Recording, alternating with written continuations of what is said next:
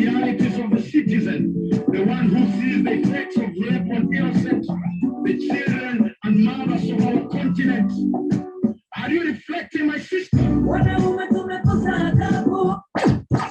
Ladies and gentlemen, welcome to another one of them candid conversations. I hope you're blessed. I hope you're doing good. We are this ends, and we thank the one up above for all that and much more. Now listen, candid conversations, we all need to get a big shout out to all our sponsors, a big shout out to all our well wishes. And we got that quiz going on, yeah? So yeah, all the instructions are over there, yeah? So go do that, yeah? Check out the interview, then there'll be some clues in there, then go answer the questions, that type of thing. We're trying to get everybody involved, right? Yeah. On that note, yeah, we've been talking about the legends and all that, and we're still on that trait. We're talking about the legends, the people who, the cornerstone, the foundations of what you guys are enjoying. All of us are enjoying this time. And you hear that guy there? You'll be surprised. You'll be surprised. Yeah, so ladies and gentlemen, yeah, before we go any further, a big shout out to all the well-wishers, all the sponsors. A big shout out to Baraka Roses. A big shout out to Bahari Beach Hotel in Mombasa. Yeah, that's what I said. Go check the quiz. A big shout out to OWF, Olympia Wafula Foundations. A big shout out to Bush and Wine Adventures. Right, yeah, not forgetting Noah Graphics. Right. Yeah, may the true public mirror please stand up. Yeah, we were talking about legend. Now this man here, he was a legend in two areas, yeah?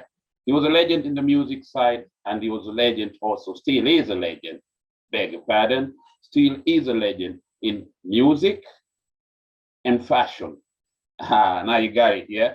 Right, yeah, there's only one. So public mirror, please stand up.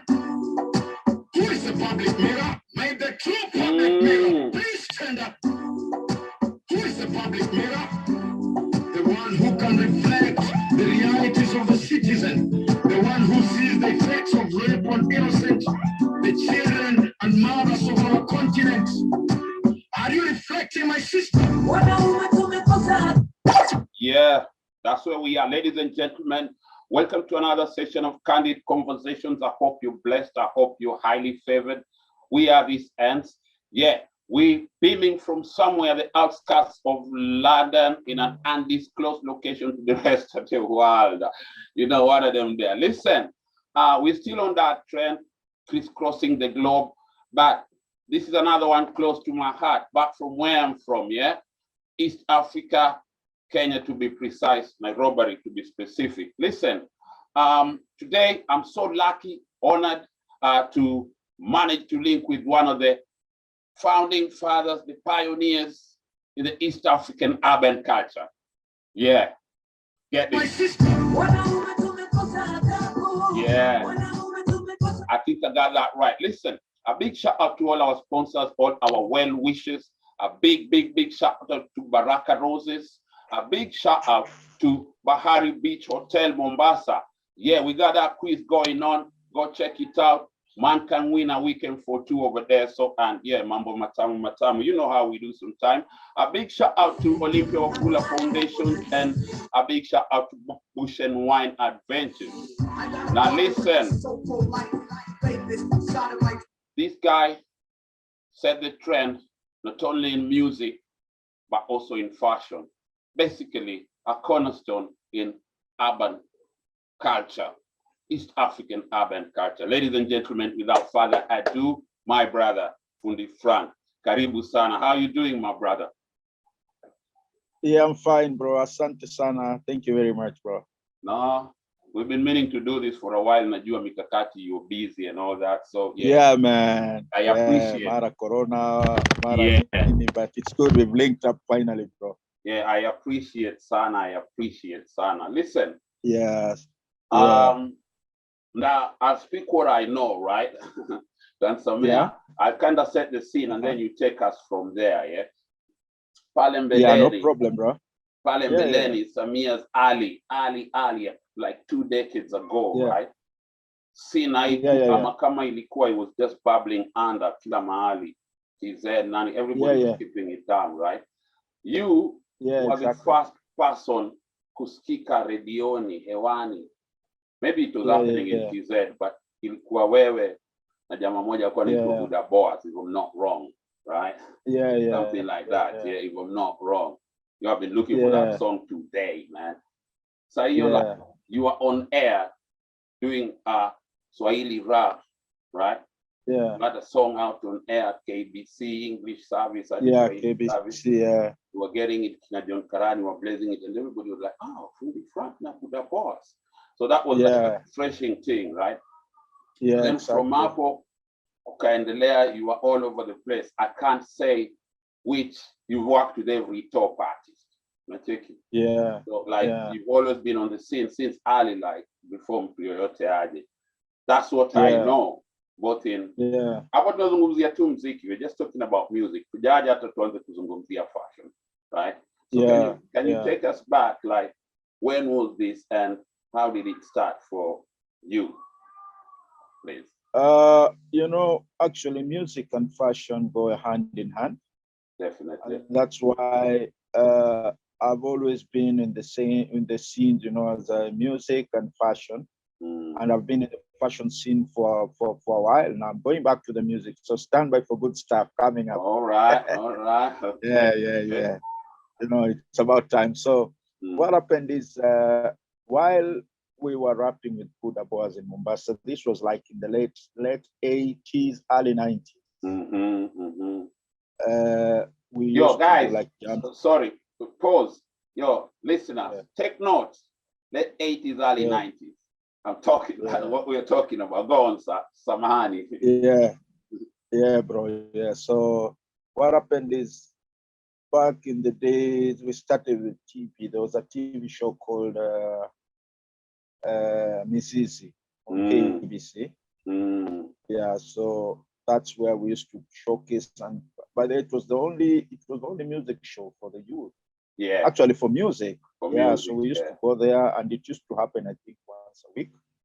So we'd go there and record, you know, like the way guys record, you know, like choir. You know, you go to a studio, stand. So, you know, us being hip hop guys, man, we tried being creative, but the producers, we told them, man, come on, man, this place looks dope, man. Look at behind the cameras, we have, you know, the stands. It looks very nice, you know, it looks very nice. But they said, no, just stand there, you know, like a choir and do your thing. So we used to do a thing like that once in a while, but now they unluckily, KBC never recorded such things. You know about corruption and Africa. Yeah, definitely. And limitations. So most of these things were not recorded. So what they used to do, they used to rub anything you record, they rub and record again on it. So you know, I'm sure. I think some people are being given a budget. They write that they're going to buy reels, then instead of buying reels, they rewrite on the reels. You know? Come on, man. So a lot of records, not just for us, even before us and after. A lot of records that were supposed to have been put by KBC got lost. But anyway, started by recording in the club. During jam session, we used to have like instrumentals, and we had there's a DJ, by the way, right now it's in London. It's called DJ Cairo. He's now a lawyer. All right. Yeah, he's now a Shouts lawyer. out to DJ Cairo. Yeah, DJ Cairo. So DJ Cairo used to be like the young, upcoming DJ, you know, the jam sessions. So we sat down, first of all, me and Buda Boaz, you know, we used to listen to Chagadinos and Fires and those old rappers before. We used to do raga and hip hop. Everything goes. Everything goes. Everything goes because it's a youth culture, and we liked those people because you look at the Black Americans and they look like us, and they're singing about they get with, you know, NWA. NWA singing about F the police and all that. So we identified with them. Definitely. So, and then you look at LL Cool J and their style and their swag, Brand DMC. And then we used to get magazines as well. Right on. Those right on. Yeah, that's then later the source. But now we used to get those ones, and we used to get tapes. Your MTV rap. There's something called Your MTV rap when they started now playing rap on. Yeah. So we used to sneak from school, go and watch a tape, and we would know. Back then I was in Mombasa, so we would know that someone has gotten a tape, that has hip hop. So we used to sneak and go and watch the tape on video. So we decided to start doing the same thing. And this DJ Cairo guy is the one who we went for jam session. We were like, okay, these guys are doing it in English. We can do it in Swahili. Why not? In a language that people understand. Exactly. I'm like, yeah, let's try it. So one time because I was a dancer as well. So, and the DJs were our friends. So after jam session, we decided to do like rap, and guys were like, wow, this is dope. So the DJ Cairo told us, come on, man, what you can do, you record that, you record whatever you've done, but what we can do is, he told us, change your names, because I was MC Frank and Buda Boaz was MC Boaz. So he told us, whatever you did is magical, but it can't go with the names you have. You have to get like some Kenyan names, African names. Yeah, we can change. So that's how I changed my name. So Fundi. The nearest for Fundi, Frank. I see that. And then Buda to MC Boaz, Buda Boaz. Yeah. So that's how we got our names here. And being in Mombasa, which is the home of Swahili, the real meaning of Fundi, which is well known also in Tanzania, Fundi is an expert. Yeah. Whereas in Nairobi, Fundi, maybe some people used to think that it's just a repair person or something. He's a builder. Yeah, a builder or a repairman or a builder, But the real meaning of Swahili word, Fundi wa mitambo. Exactly. Right, yeah, like when God had that profession, that good footballer, what was his name? Jojo Nyango Fundi. Nyango Fundi, yeah, he was a midfielder because he was that good in the middle field. You know what I mean? Exactly. I see. So Fundi in the Swahili sense actually means an expert. Expert. Yeah. So I decided, okay, since I'm an expert on the mic, let me call myself Fundi, Frank, which is just close to Frank, and it rhymes. It's like it sounds poetic. So that's how I got the name. Yeah. So what we did, we went to DJ Cairo, recorded. We used to have instrumentals back in the days.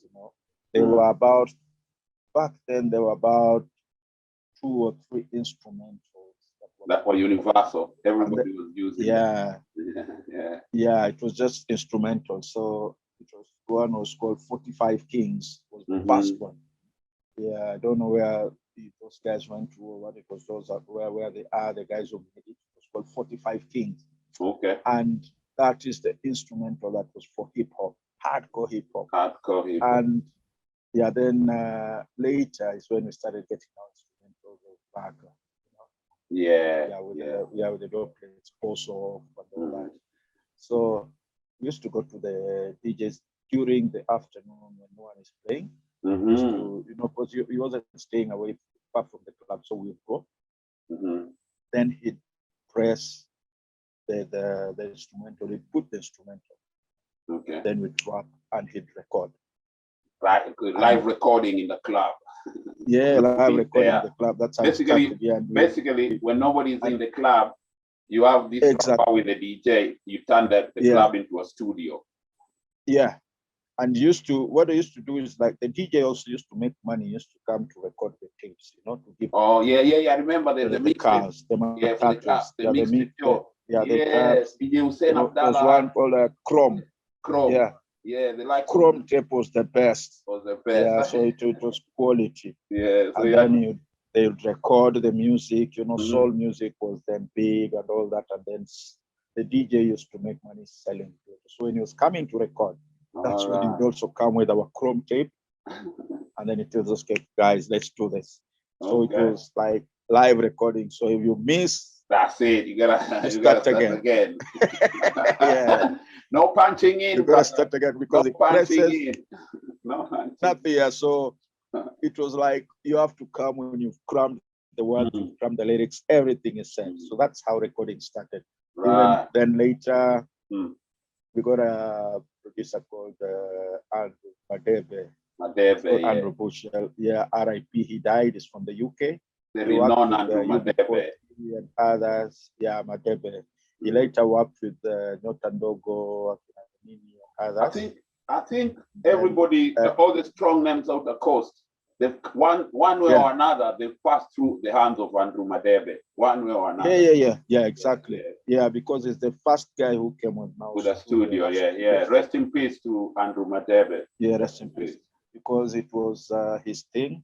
So that was his business. He had a studio, and then to make money on the side, he had like a dubbing machine. You know, machines where you dub like tapes, and then people used to come to him, buy tapes, the hawkers, then they go sell. So that's how we used to also distribute our music, because there's a guy. The hawkers were distributed. There's a guy who came, used to sell a lot of music on the streets, and then he had us doing our thing, and he's like, "Hey, I like this, man. Let me try it on the street." So he went with it on the street. He used to have like a big, like cassette tape, a system. All right. And he used to tell the tapes of the streets, and he played. Right. And when he played our song, guys milled around, you know. Guys were coming. Like, hey, a crowd started appearing. The crowd was bulging. Then he also realized, hey, there's something here, because then now people some used to tell him, even like old women are like, hey, Shabaranks were Kenya, you know, like Kenyan hip hop, what, you know. So it was like that, like, wow, this is not done elsewhere. This was done here, and this is Swahili. So some of them didn't even know that it's hip hop. They just knew we are singing a song that they can relate to. Exactly. And back then it was difficult to tell that someone recorded their song in Kenya, you know? So that's how the vibe started. So then later we used to have like competitions. Then, while in Mombasa, we had now guys like the late Foxy Pressure. Yeah, Foxy Pressure, rest Mombasa. Rest in peace. Him now used to hang out with them in the studio. Then he decided to do. Actually, used to do raga. Foxy Pressure used to roll with wanaitwaje wale mandugu wawili, Suzuki na Risasi. Suzuki and Risasi, that was a school. And then there's some of his other crew, the guys he started with, they went to Germany. There's that guy called Rabba Johnny. MC Rabba. It was a very bubbling culture. Like as you were just telling us, right? Because in the streets, it was very, very bubbling. There wasn't an industry per se, but in the streets, it was very bubbling. Then this happened. From there, we came to this side.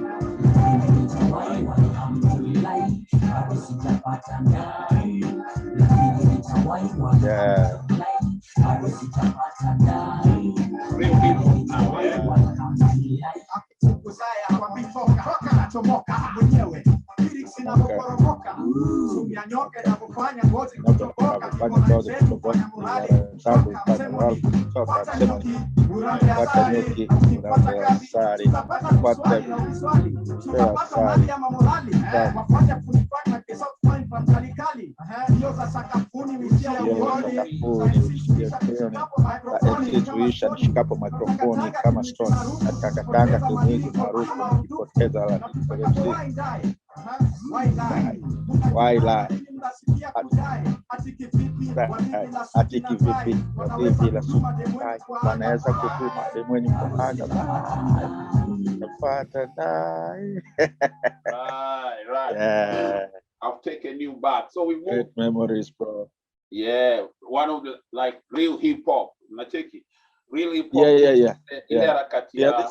This is like hip hop underground, like hip hop classic. I can say that. Hip hop classic. Yeah, it's a and then it's also like when the golden age when even the upper band, the corporate gave hip hop a look. You understand? It wasn't for long though, but they gave it a look though. That was after they had let down K-Shaka. Corporate had kind of let down K-Shaka, but K-South was still on it, so they had no option but to give the new like them a look. So in a certain way, Maredioni, Manini, and then also our production will go improve. Mandugu Pale, you see what I'm saying? Yeah, production was the issue. Yeah. But now here the production had improved. So and what happened is this song was done by Mandugu Digital Ambrose. Honorable respect to my brother Mandugu DJ. Yeah. Dunga. Dunga. And this was K-South. And what happened is I moved from Mombasa, then I came to Nairobi. Then when I came to Nairobi, one of my best friends, because we hung out from Mombasa, then came to Nairobi. Boxy Pesha was recording with the late Bishop Jambo, and there was Harrison Gunjiri Hardstone was recording at Sing Sound. So we used to hang out together. And then the younger siblings were K-Shaka. Right. So we used to hang out like that, then go to the studio, hang out, they come to my place, make clothes like that. Right. Then one time I went to the studio because I used to like record on the sides and still doing clothes. So one time I went to the studio at Samawati. Samawati had two studios. There was one big studio for the main guys. Yeah, and then there was a small studio for the hip hop guys. South. I remember. And the upcoming producer, you try your thing. So that's how Mandugu DJ said, okay, let's do this. Now, this song was supposed to be K-South featuring Roba of Kalamashaka. And then Roba was held up somewhere. He did come. Yeah, I think he was late or something. Time was running. Then these guys are like, Fundi, you're an MC. Do it, man. Let's do it. So jumped on it. Listen. Yeah, but the actual guy was supposed to be Roba. But we knew each other because we used to do like freestyle battles. I remember those days. Yeah, jam sessions. So we were all a whole clique. And like you're saying, you see, like hip hop then was not a big thing. So there was a clique of each other. We knew each other. Hang out together. We exchange tapes like that as the culture grew. Yeah. That was a beautiful moment. I remember especially that Studio B at Samawati.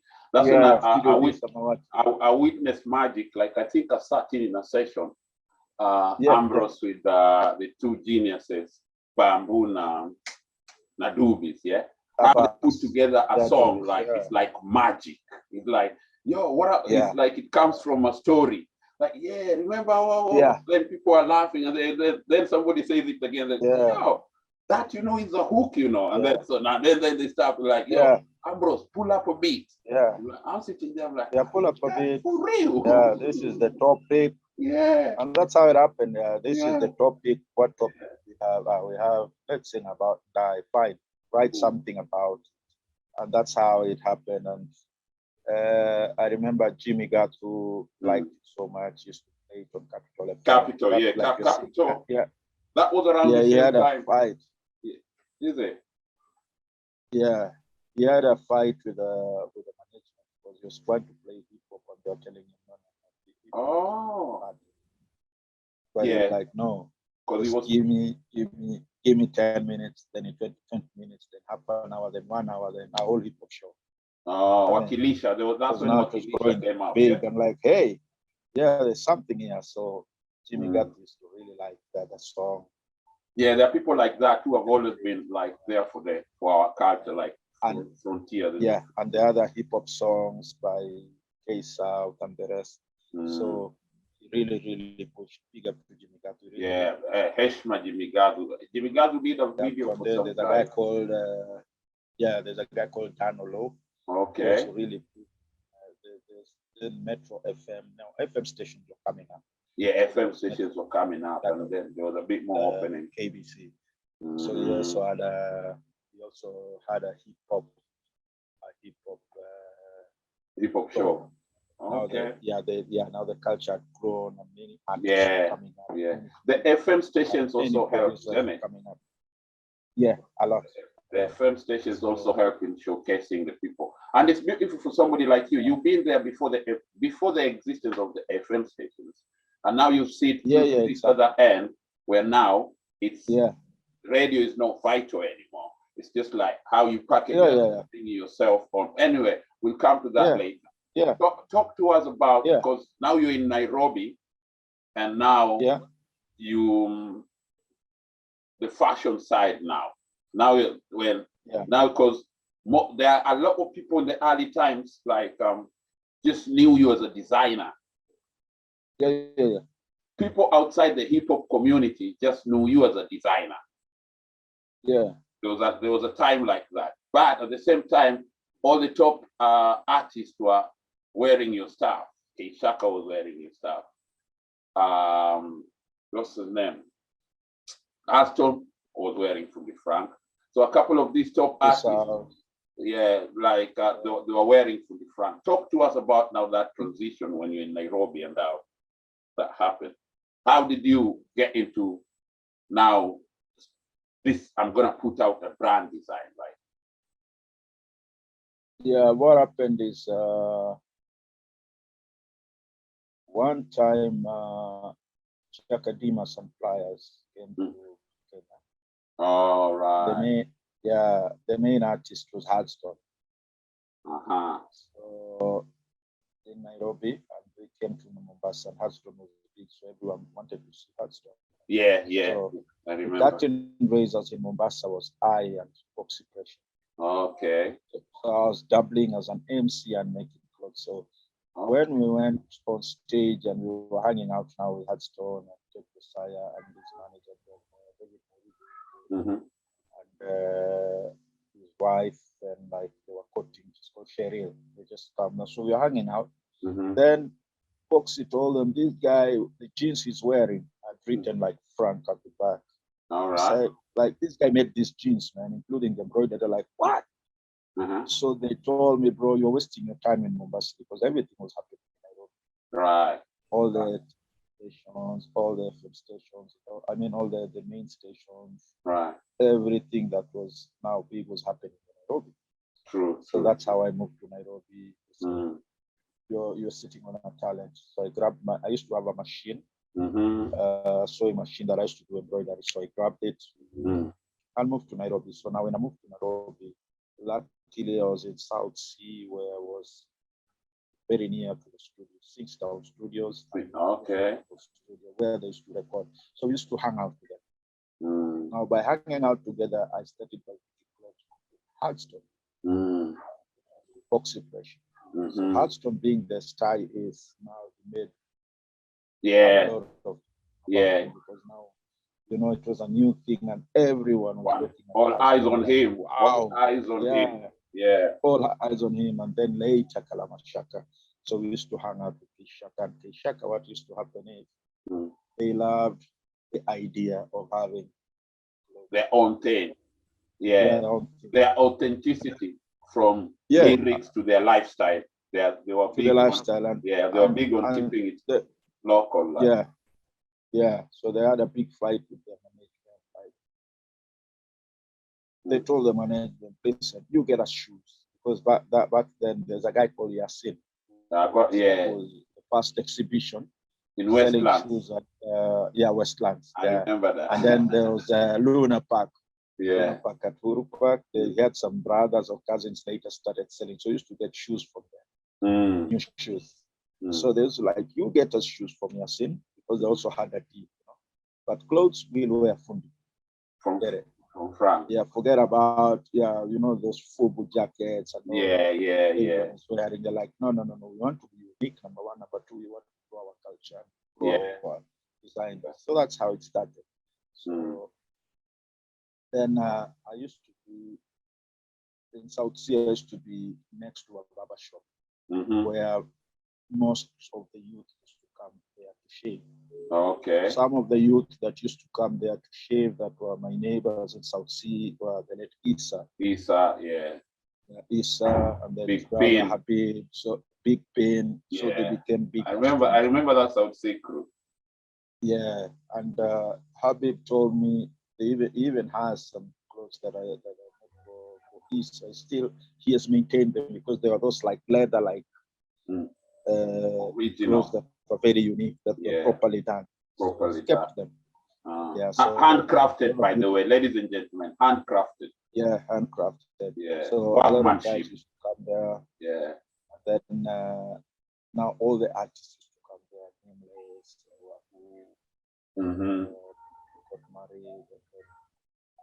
Yeah, you've seen everybody. And then I moved to Baricho Road now, there where I made it big.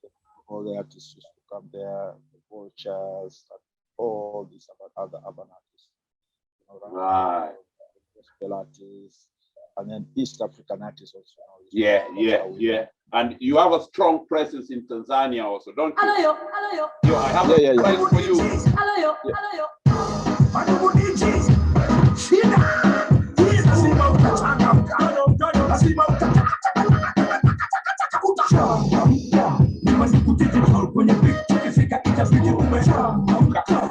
You can't even remember this, can you? Yeah, but I can't even remember it. Right?